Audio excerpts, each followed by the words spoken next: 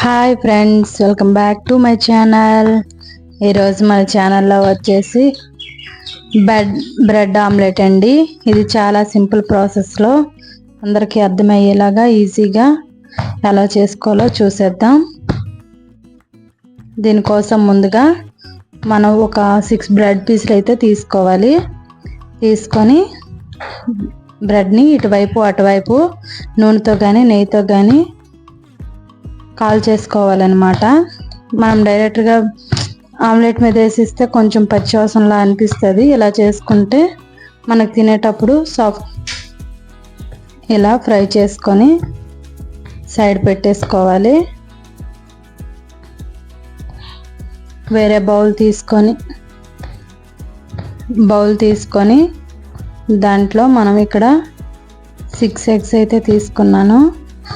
ఇలా 6 ఎగ్స్ కూడా మొత్తం బౌల్లోకి పగలగొట్టేసి తీసేసుకోవాలి.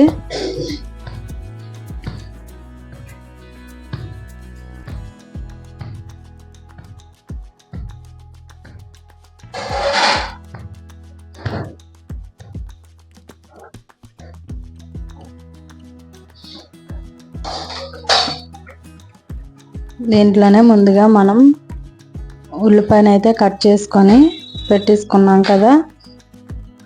ఒక పచ్చిమిరపకాయ, ఒక ఉల్లిపాయ, కొంచెం టమాటా ముక్కలు, హాఫ్ టమాటా సరిపోద్దండి. పెద్దదైతే చిన్నదైతే ఫుల్ టమాటా తీసేసుకోండి.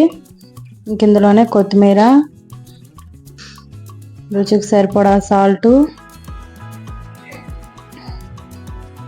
గరం మసాలా పౌడర్ అయితే తీసుకున్నాను. తీసేసుకొని ఇలా మొత్తం స్పూన్ సాయంతో కానీ స్పోక్ సాయంతో కానీ దేంతోనైనా కానీ ఇలా మొత్తం కలిపేసుకోవాలి. మనం ఆమ్లెట్ తయారు చేసుకుంటాం కదా, అలానే తయారు చేసేసుకొని ఇప్పుడు మరలా ప్యాన్ పెట్టేసుకొని ప్యాన్ వేడయ్యాక కొంచెం ఆయిల్ అప్లై చేసుకోవాలి. ప్యాన్కి ఆయిల్ అప్లై చేసుకొని మనం ముందుగా తయారు చేసి పెట్టుకున్నాం కదా ఆమ్లెట్ మిశ్రమాన్ని ప్యాన్ పై వేసేసుకోవాలి. ఇలాగా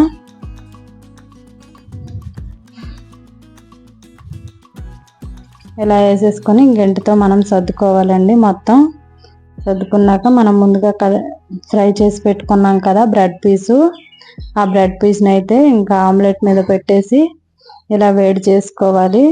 ఇంకా ఆమ్లెట్ అవతల కొంచెం వేగింది అనేటప్పటికి ఇలా ఫోల్డ్ చేసుకొని 2 వైపులు కాల్చుకోవాలి. అంతేనండి, బ్రెడ్ ఆమ్లెట్ రెడీ అయిపోయినట్టే. ఇంకా దీంతో సాస్తో కానీ ఇలా సాస్ అప్లై చేసుకొని తింటే చాలా యమ్మీగా ఉంటుందండి. ఒకసారి ట్రై చేయండి. ట్రై చేసి కామెంట్ చేయండి. ఈ వీడియో మీకు కానీ నచ్చినట్లయితే ప్లీజ్ సబ్స్క్రైబ్ ఫ్రెండ్స్.